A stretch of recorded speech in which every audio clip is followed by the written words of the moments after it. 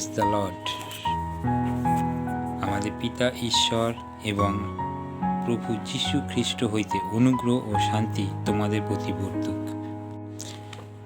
আমি পার্থ সর্দার, আর আমি এসেছি আপনার সঙ্গে প্রভু যীশু খ্রিস্টের জীবন্ত বাক্য শেয়ার করতে। হালেলুয়া। আসুন প্রার্থনা করি। প্রভু, তোমায় ধন্যবাদ দিই তোমার এই জীবন্ত বাক্যের জন্য, যে বাক্য আমাদেরকে জীবন দেয়, যে বাক্য আমাদেরকে অনন্ত জীবনে নিয়ে এসেছে। রেবান থোরালা বাজাখান ঠেরেবে। তোমায় ধন্যবাদ প্রভু যীশু, সেই বাক্যের জন্য আমাদের হৃদয় ও অন্তঃকরণ খোলা রয়েছে। প্রভু যীশু খ্রিস্টের নামে চাই, আমেন। আর আজকের বিষয় প্রজ্ঞাই প্রধান বিষয়। বাইবেল বলে যে তুমি প্রজ্ঞা উপার্জন করো। আমরা যেখান থেকে নিয়েছি ভার্সটা, সেটা হচ্ছে হিতোপদেশ 4 অধ্যায় 7 পদ। সেখানে বাইবেল বলছে তুমি প্রজ্ঞা উপার্জন করো, আর তোমার সমস্ত উপার্জন দিয়া সুবিবেচনা উপার্জন করো। হালেলুয়া। দেখুন, এখানে বাইবেল কোনো বিষয়কে, ঈশ্বর পৃথিবীতে অনেক রকম বিষয় আছে, কিন্তু তিনি কোনো বিষয়কে তিনি প্রধান বিষয় বলে আখ্যাত করেননি। তিনি বলেননি অর্থ প্রধান বিষয়, তিনি বলেননি বাড়ি প্রধান বিষয়, তিনি বলেননি গাড়ি প্রধান বিষয়, বা তিনি বলেননি তোমার পরিবার প্রধান বিষয়, বা তিনি বলেননি তোমার চাকরি প্রধান বিষয়, বা তিনি কথা বলেননি তোমার আয় উপার্জন বা তোমার ব্যবসা বাণিজ্য প্রধান বিষয়। তিনি এমন কিছু বলেননি, বরং তিনি বলেছেন যে প্রজ্ঞা প্রধান বিষয়। কারণ প্রজ্ঞা হলেন ঈশ্বরের জ্ঞান, প্রজ্ঞা হলেন ঈশ্বরের জ্ঞান। আর তিনি বলেছেন যে তুমি প্রজ্ঞা উপার্জন করো। Praise the lord. তিনি কথা বলেননি তুমি ধন সম্পত্তি উপার্জন করো, তিনি বলেননি তুমি অনেক অর্থ উপার্জন করো, তিনি বলেননি তুমি চারিদিকে তোমার বিশাল সম্পত্তি তুমি সাজিয়ে রাখো। তিনি কথা বলেননি, বরং তিনি বলেছেন প্রজ্ঞা উপার্জন করো।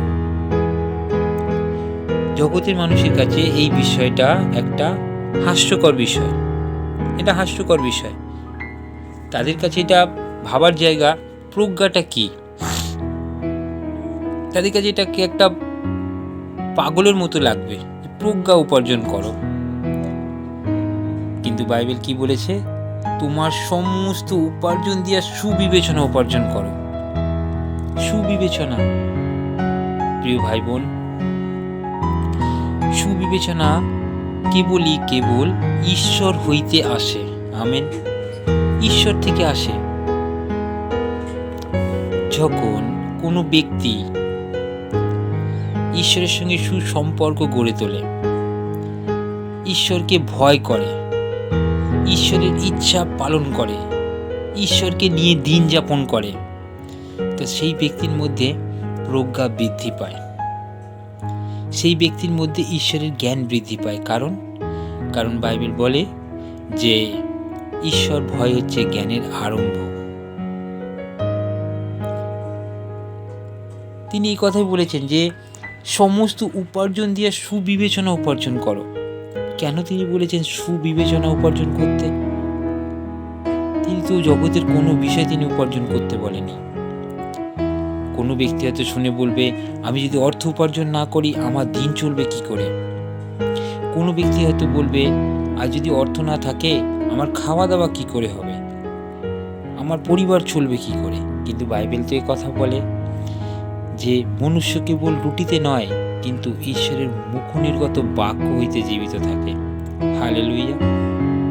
প্রিয় ভাই বোন, এই বাক্যের মধ্যে জীবন আছে, এই বাক্যের মধ্যে অদ্ভুত জ্ঞান আছে, এই বাক্যের মধ্যে অদ্ভুত পরাক্রম শক্তি আছে। কারণ আমরা যদি যোহন লিখিত সুসমাচার তার 1 অধ্যায় যদি দেখি, সেখানে বাইবেল বলে আদিতে বাক্য ছিলেন, বাক্য ঈশ্বরের কাছে ছিলেন, আর বাক্য ঈশ্বর ছিলেন। হালেলুয়া। জানেন, যখন আদিতে পৃথিবী পুরো ঘোর শূন্য ছিল, জলধির উপরে ভাসছিল, আর ঈশ্বরের আত্মা যখন প্রথম যে সৃষ্টি তিনি করেছিলেন, তিনি যে সৃষ্টিগুলো করছিলেন তিনি বাক্যের মাধ্যমে করেছেন। তিনি হাতে করেননি, তিনি প্রকাশে করেছেন, তিনি বলেছেন আর সমস্ত কিছু সৃষ্টি হয়েছে। এই বাক্য হচ্ছে মহাপরাক্রমযুক্ত।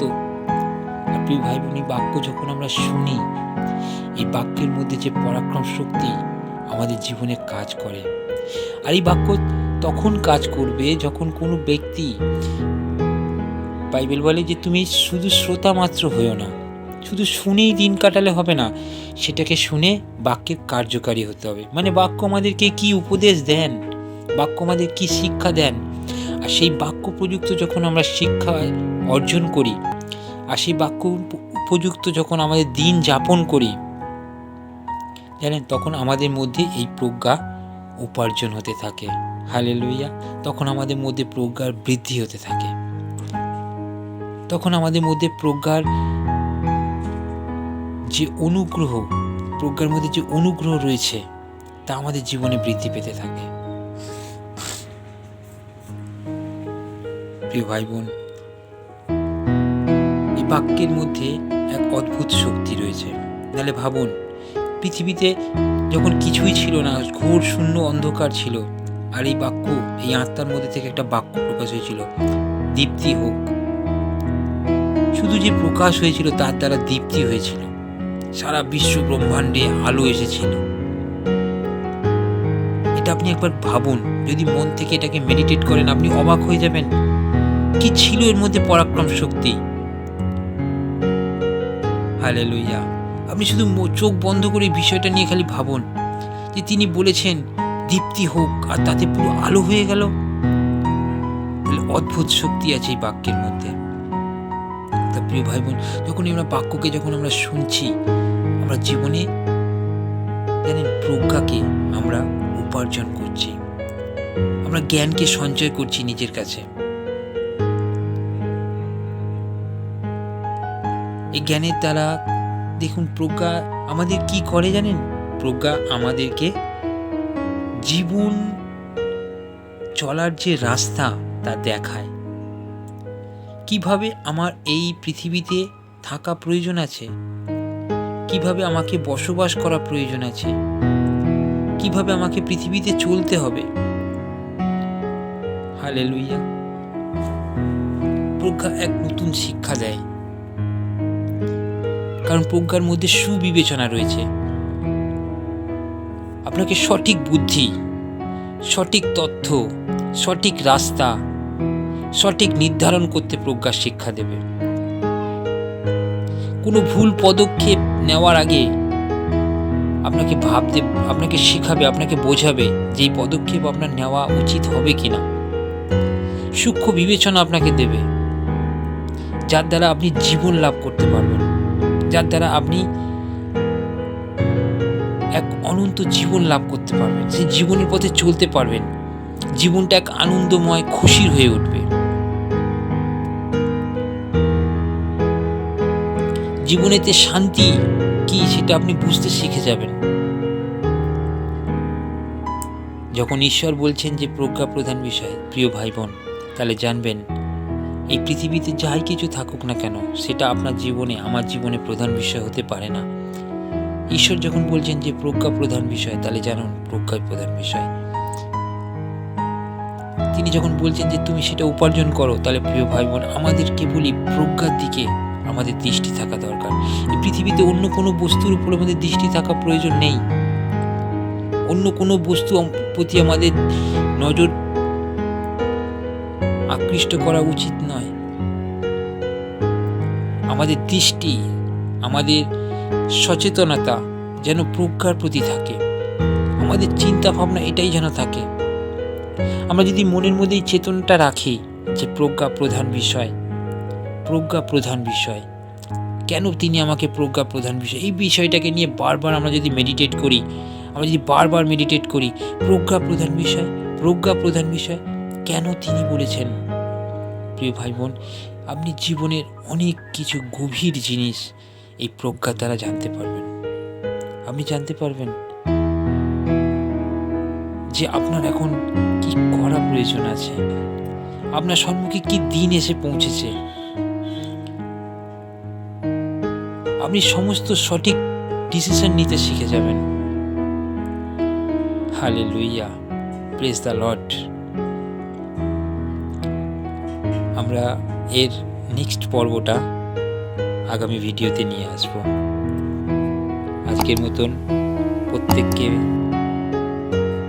প্রেজ দ্য লর্ড, ঈশ্বরের গৌরব হোক, শুভরাত্রি।